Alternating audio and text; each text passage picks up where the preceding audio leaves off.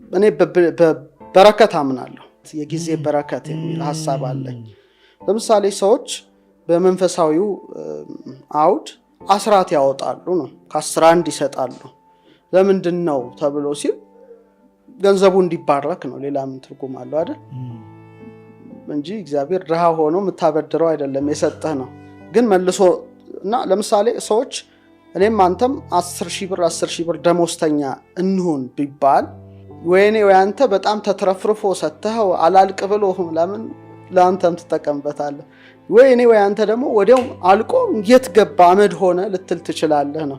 ሰው አስራት ስጥ ሲባል እንትኑ ይባረክልህ ነው ማለት ነው አይደል? ብር ይባረክልህ ነውና እኔም በጸሎቴ መካከል የጊዜ በረከት እንዳገኝ እጸልያለሁ። የጊዜ በረከት ማለት 24ቱ ሰዓትም ቢሆን እንግዲህ በእግዚአብሔር ዘንድ ሰዓቱ ሁሉ የተያዘ በመሆኑ ትንሽ ገፋ እንዲል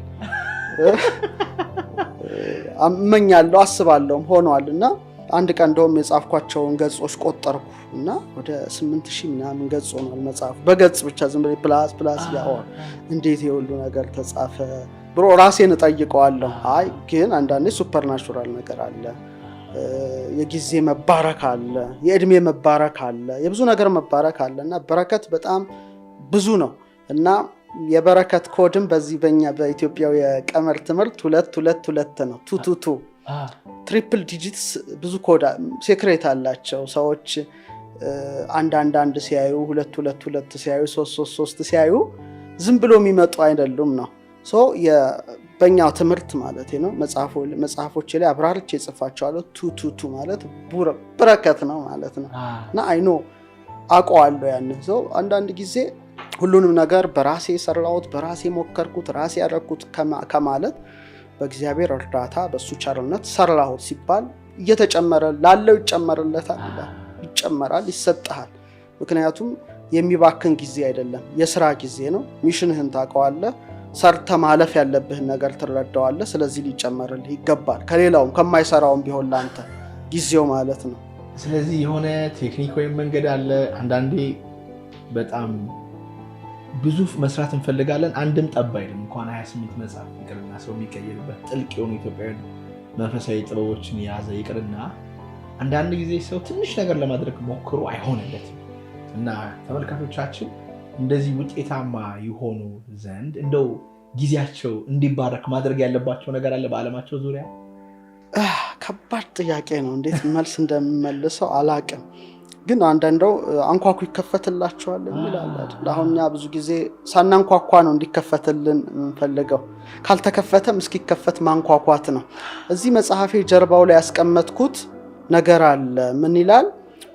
ፊደላት ይላል የሆነ መሰላል ናቸው ብዬ ጻፍኩና አንድ ሰው የሚደክመው እስኪከፈትለት ነው።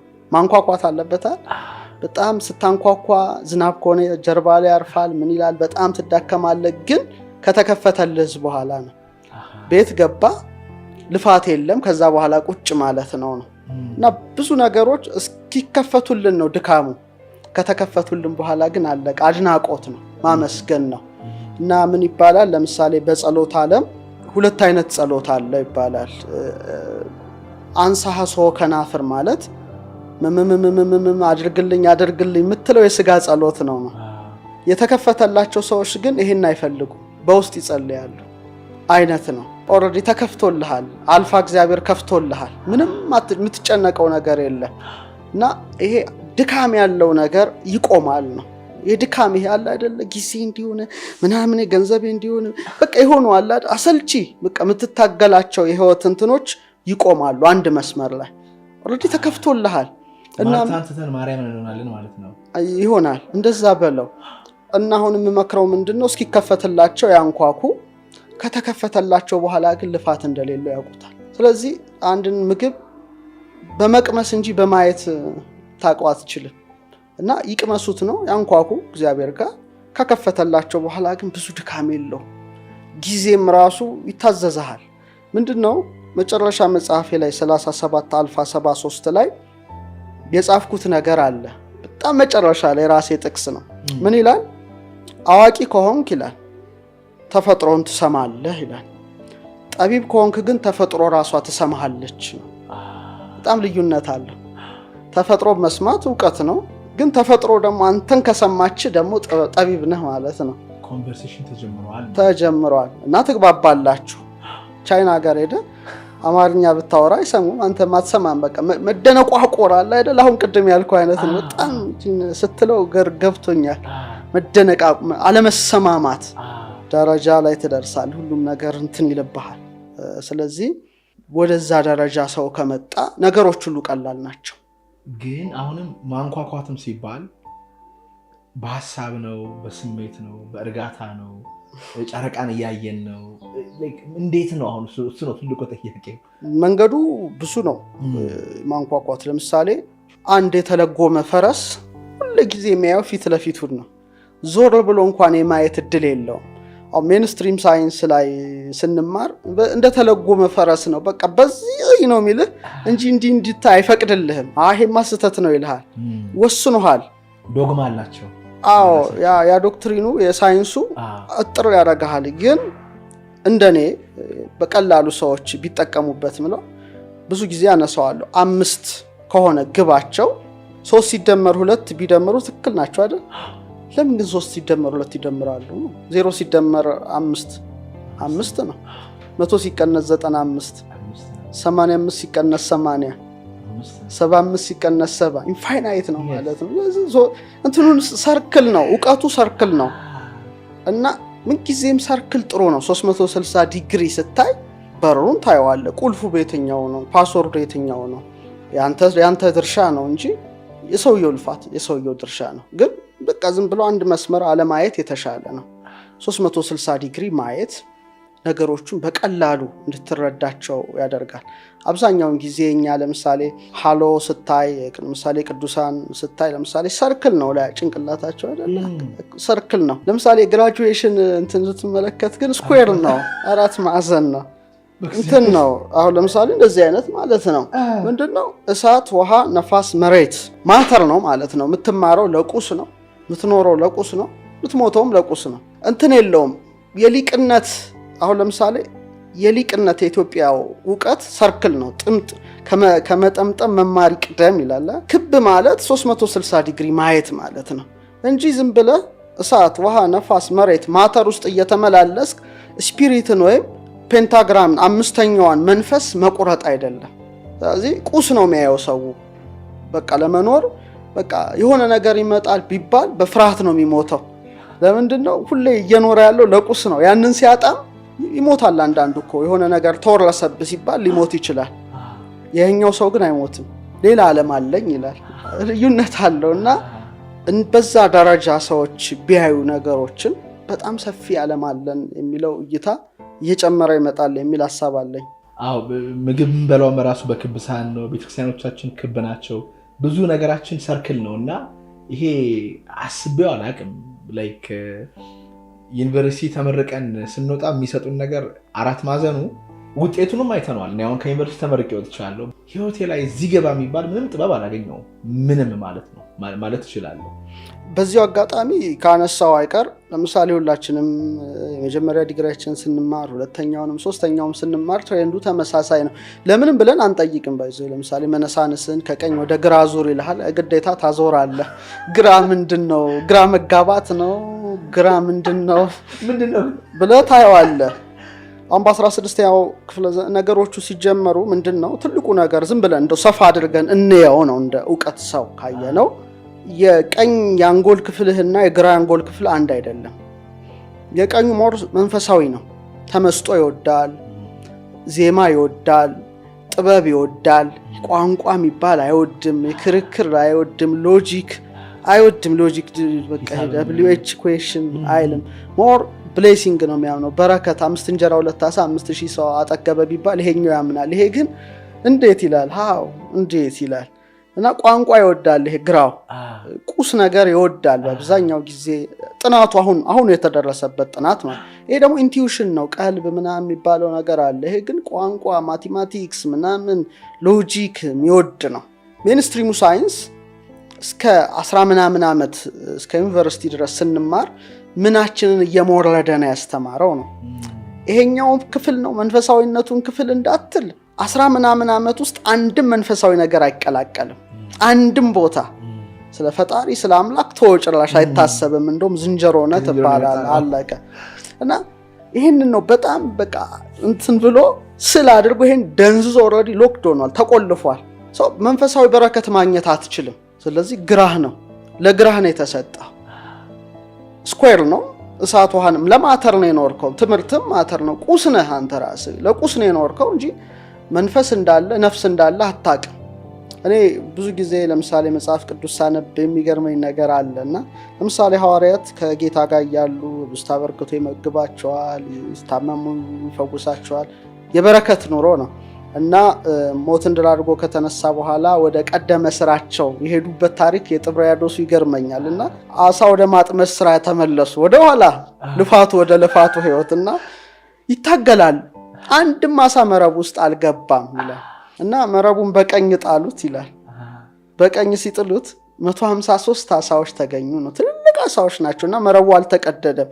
ያ በጣም ተደንቀው ደግሞ ሲወጡ ማን እንደሰራው የማይታወቅ ሌላ የተጠበሰ አሳና ህብስት ደግሞ አለ ፍሙ ጋር። አስቦ ውስጥ የተደራረበ ነገርና ወደ ቀኝ ጣሉት የሚለው ነገር ሁሉ ጊዜ ያሳስበኛል እኔ። እና ቀኝን መከተል፣ ቀኝ ኃይል ነው፣ ቀኝ ብርታት ነው፣ ቀኝ ጥንካሬ ነውና ዓለሙ ግን በቃ ስግብግቡ ዓለም ወደ ግራ ነው የሚመራ፣ ግራ ነው የሚያጋባ።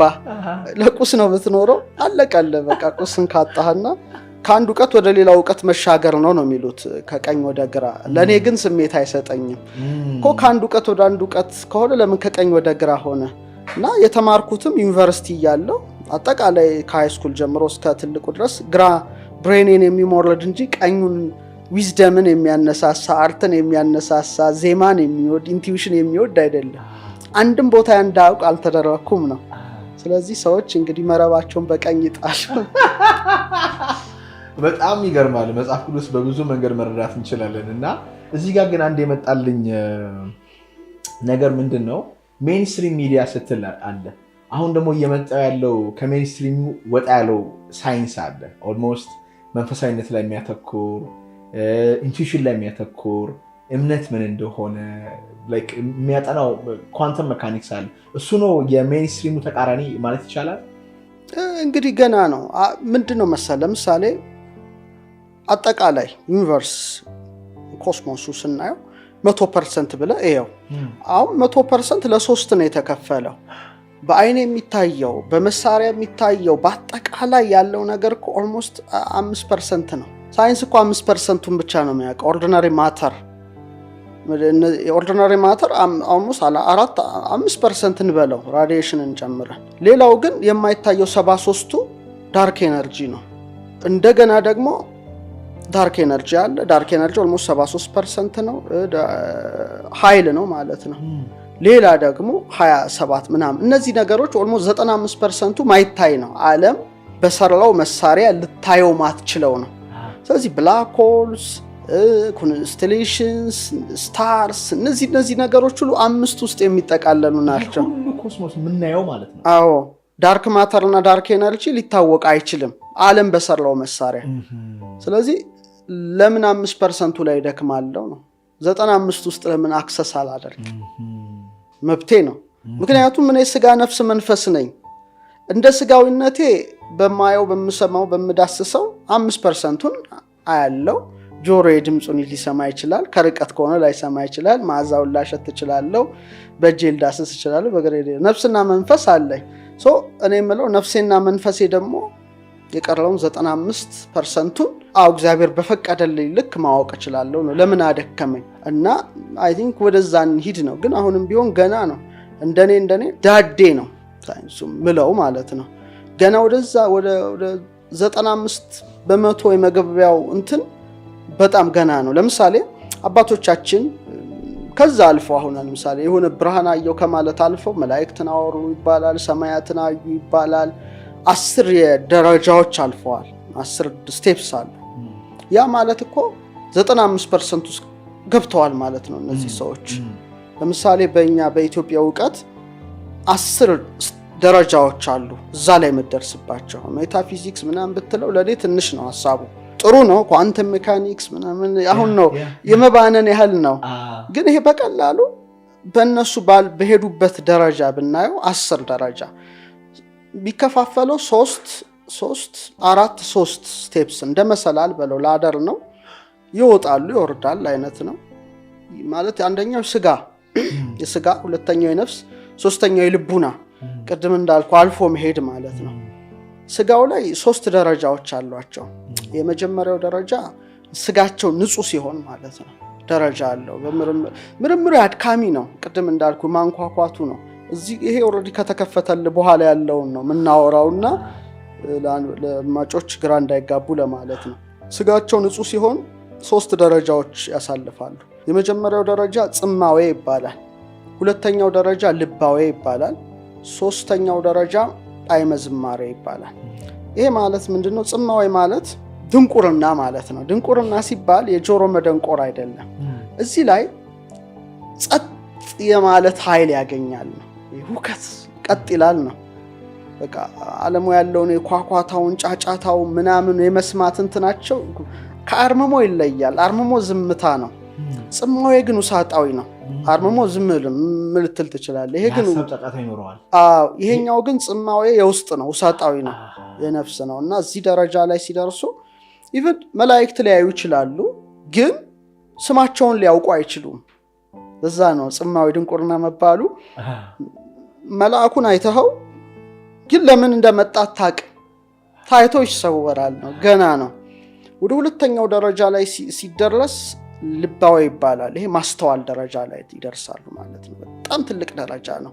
የምታየውን ማወቅ። ፀሐይን ታያታለህ። ፀሐይ ናት ለኔ ላንተ፣ ለነሱ ግን አይደለችም። ጨረቃ ሌላ፣ ከዋክብት እጽዋቱ ሁሉ ህይወት አላቸው። ማስተዋል ይጀምራሉ ነው። ሶስተኛው ደረጃ እንደ ቅዱስ ያሬድ ጣዕመ ዝማሬ ነው። ይሄን ስታልፍ የማመስገን ሀብት እና እያንዳንዱ ለምሳሌ የምትጸልየውን ጸሎት ታውቀዋለህ። ዝም ብለህ ንንንንን እያልክ አትልም። ለምሳሌ አቡነ ዘበሰማያት ረጅም ዓመት ሊፈጅብህ ይችላል። አባታችን ምንድን ነው ስትለው አያልቅም። ሰማያት ስትል ምንድን ነው ስትል ረጅም በቃ የማመስገንና እንትን። ይሄ እንግዲህ ገና የስጋ ደረጃ ነው። ወደ ሁለተኛው ደረጃ ላይ ስትሸጋገር የነፍስ ንጽህና ደረጃ ላይ ይገባል። እዛ ላይ 4 ደረጃዎች አሉ። አንብ የሚባል ደረጃ ላይ የማልቀስ ሀብት ማለት ነው። ለምሳሌ እርጥብ እንጨት እሳት ውስጥ ብትከት ፍሙ ሲንቀለቀል በውስጡ ምን ይሆናል? ፈሳሹ ይወጣል። እና ይሄ በእግዚአብሔር ፍቅር ልባቸው ስለሚቃጠል የማልቀስ ሀብት ምንም ማያቋርጥ ጅረት። ግን ይሄ ፊትን የሚያጠቁረው ለቅሶ አይደለም። አሁን የኛ ለቅሶ በጣም አስቀያሚ ነው። ፊት ያበለዛል። አሁን እነዚህ ግን እያለቀሱ ብታያቸው ፊታቸው ያበራል አይነት ነው። ይለያያል።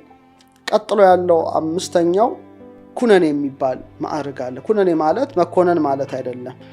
ኮነነ ማለት ገዛ ማለት ነው። እና እዚህ ላይ የበላይነቱን ነፍስ ስጋን ኮንትሮል ታደርጋለች። አሁን ስጋችን ነው አይደል ልባችን። እዚህ ላይ ደረጃ ስትደርስ ግን ነፍስ ነው ስጋን ቀጥ አድርጎ ይዛል ማለት ነው። ከዛ ፍቅር የሚባል ደረጃ አለ። ይሄ ደግሞ ትልቁ ነው። ፍቅር የልብ ነው። ከልቧ ፈቀረ ይባል የለ። ሁሉንም መውደድ መቻል። ይሄ ማንችለው ከባድ ነገር ነው። በቃ ሁሉንም መውደድ። አሁን በዓለማችን እንደምታየው በጥላቻ የታወረ ነው። ሃይማኖት አምላኪም ነው የምትለው አንዱን እየጠላ በጣም የሚያስጠላ ነገር ነው አይደለም የምታየው ጥላቻ። ያ ግን እዚህ ላይ ግን ለሁሉም መጸለይ፣ ሁሉንም እኩል አድርጎ መውደድ። አሁን እግዚአብሔር ለምሳሌ ለካዱትም ፀሐይ ዝናብ ያዘንባል፣ ቸር ነው። ይህንን ደረጃ እዛ መድረስ ነው። ከዛ ትልቁ ስቴፕስ ደግሞ 7ኛው ሁሰት። ይሄ መንቀሳቀስ። ሁሰት ማለት አንድ ቦታ ሆነ ረጅም ርቀት ማየት። አሁን ለምሳሌ ሪሞት ቪዊንግ ምናምን ይለውታሉ። ግን በዚህ ደረጃ ስትሄድ ግን ትግል አይደለም። ከእግዚአብሔር በሚሰጥ ጸጋ ለምሳሌ አንድ ቦታ ሆነ ዓለም ላይ የሚደረገውን ነገር ማወቅ። ለምሳሌ በቅዱስ መጽሐፍ ላይ ኤልሳ ኢየሩሳሌም ተቀምጦ ሶሪያ ቤተ መንግስት የሚመከረውን ምክር ያውቅ ነበር አይነት ነው። ይሄ በጣም እንቅስቃሴ ሞሽን ያለበት ነው። ምክንያቱም ሆሎግራፊክ ዩኒቨርስ ነው። በእግዚአብሔር ኃይል ሁሉም ነገር ከሁሉ ነገር ጋር ተገናኝቷል። ያውቁታል። እዚህ ላይ ስትደርስ ነው ገና የመጨረሻውና ትልቁ ደረጃ 3ቱ ናቸው። እሱ የልቡና ንጽህና ነው። ያ በቃ እዚህ ላይ ትልቅ ነው ደረጃው። ንጻሬ መላእክት ይባላል። መላእክትን ማየት የበፊቶቹ ያሉ፣ እነዚህ ግን ዓለማቸው ውስጥ ገብተው ማለት ነው። ልዩነት አለው። ኳንተም ሜካኒክስ ብትለው ምናምን ብትለው ትንሽ ብርሃን አየን እንዲያየን። ይሄ ግን ኢንጂሊክ ወርልድ ውስጥ ገብቶ አብሮ ፕሬዝ የማድረግ የማመስገን ገብቶ ማለት ነው እዛው። ይሄ በጣም ትልቅ ከባድ ነው፣ ብርሃን ዓለም ውስጥ መግባት ማለት ነው። ቀጥሎ ተሰጥሞ የሚባል አለ። ተሰጥሞ ማለት ምሳሌ አሳ ውቅያኖስ ውስጥ ወር ባህር ውስጥ ንስር ደመና ውስጥ እንደሚሰብ በብርሃን ውስጥ መስጠም ማለት ነው። ይሄ በጣም ከባድ ነው፣ የመጨረሻው ደረጃ ሊደረስ ነው እና እዚህ ላይ ሲደርሱ ኢቭን አጋንንት አያዩአቸውም፣ ይሰወራሉ። በቃ ከዛ እንትን የመጨረሻው ግን ከወይነ እሳት የመሆን ደረጃ መድረስ። ተዋሲያን ልብስ ላይ ቢያርፍ ይቃጠላል፣ አንተ እሳት ነህ ለሱ ማለት ነው። እንግዲህ ስጋ የለበስክ ስትሆን ምድራዊ ስትሆን እንደ ሰማያዊነትን መላበስ ማለት ነው እና አምላክን የማየት ደረጃ የመጨረሻ ደረጃዎች አሉና በስጋ በነፍስ በልቡና አድርገው መጽሐፉ ላይ 37 አልፋ 73 ላይ ለሶስቱን ከፍያቸዋለሁ፣ አንባቢያን ያንብቡት። ግን 10 ደረጃዎች አሉ። ትልቁ ነገር ያ ነው እና ሰው ደግሞ 22ኛ ፍጥረት ነው። ሰው 22 ሲደመር 10 32 ነው። ስለዚህ የጥበብ ኮድ 32 ነው። ይሄ ኮድም አለው ፓስወርድም አለው እንደማለት ነው።